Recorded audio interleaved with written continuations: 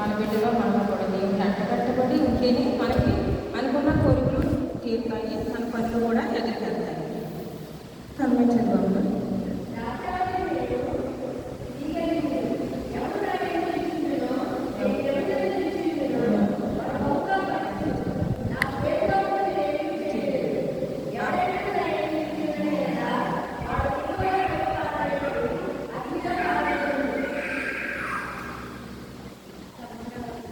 రాసావని నేను తీగిరి మీరు ఎవరు నా ఇంటికి చెందను, నేను ఎవరైనా మీకు చెందను వాడు ముందుగా పలించను. నాకు వేరుగా మీరు ఎగిరి చేయలేదు. ఎవరైనా నా ఇంటికి చెందిన ఎడల వాడు తీగబడి బయట పారవేయబడింది. అవి ఎండిపోవు. మనుషులు అటు వాటిని పోగు చేసి అన్నిలో పారవేయలేదు.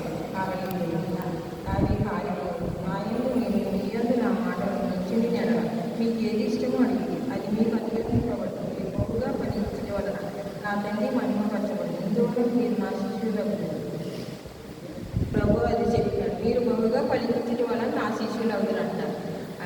ఎండిపోయిన తీగని ఏం చేద్దాం, మనం అన్ని చీపుతో తుడిసేసి అవి చెత్తలో పడేసి అంటించేద్దాం. అలాగా మనం పనికిరాకపోతే దేవుడు అగ్నిలో పడేసేద్దాం. అగ్ని అంటే చాలా ఇక్కడున్నా చెప్పే అది మనం చనిపోయాక అగ్నిలోకి వెళ్తున్నాము, పరలోకానికి వెళ్తున్నాము మనకు తెలియదు. రాత్రి సేరుగా ఇప్పుడు అది వాక్యం చెప్పింది. మనం ఇక్కడే సరి చేసుకోవాలి. చనిపోయిన వాళ్ళ గురించి ఆత్మ గురించి మనం ఇక్కడ ప్రార్థన చేసుకోకూడదు. ఎక్కడ ఉండగానే వాళ్ళు నిర్ణయం పడతారు. ఆత్మ పరలోకానికి పరదేశంలోకి వెళ్తుందో అగ్నిగుణంలోకి వెళ్తుందో అది ఆయన నిర్ణయించడం మన ప్రవర్తన బట్టి ఉంటుంది అని రాత్రి మనకు నిర్ణయించాడు. ఇప్పుడు అదే మనకి దేవుడు చూపించినాడు. అవి ఎండిపోయి పోగు చేసి అగ్నిలో కాల్చలేదు. అందుకని మనం అలా ఉండకుండా మనం దేవుల్లో ఉండి మనం చక్కబెట్టుకుని మన బిడ్డని చక్కబెట్టుకుని మన భర్తను చక్కబెట్టుకుని మనమంతా ఎదురికి వెళ్ళాలని నేను చెప్తున్నాను.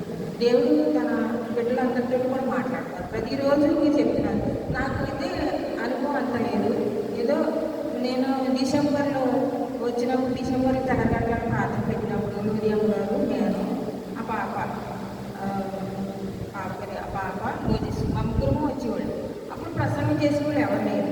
అప్పుడు ఉదయం గారే 2 రోజులు వర్క్ చేసి పాప నువ్వు చెప్పాము 2 మాటలు వచ్చి 2 మాటలు చెప్పాము అంటే మోజెస్ కూడా అన్నారు.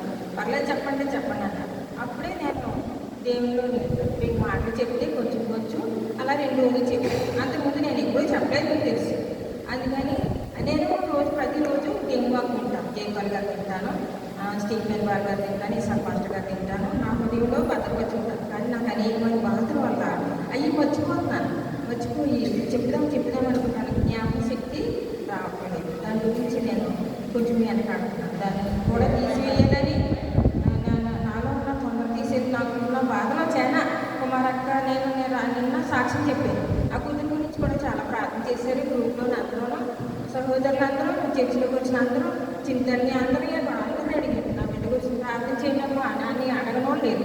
అందరూ చేశారు. మీ ప్రార్థన ఫలించింది. దేవుడు కూడా నా కూతురు కాపాడాడు. అలాగే ఆ బాధలో నేను కొన్ని దేవుని వాక్యం మర్చిపోయి తొందరపడుతున్నాను. దాని గురించి నాకు కూడా తెలియదు. ఆ విన్నదాన్ని గ్రహించుకోవడానికి దేవుని మాటలు వివరించడానికి నేను చెప్పడానికి మీరు అందరూ కూడా మీ అందరిన ప్రార్థనలు వాక్యాలు చెప్పాలని మీలో నన్ను ఒకరిగా చేర్చుకోవాలని నేను అడుగుతున్నాను. మనం ఏంటంటే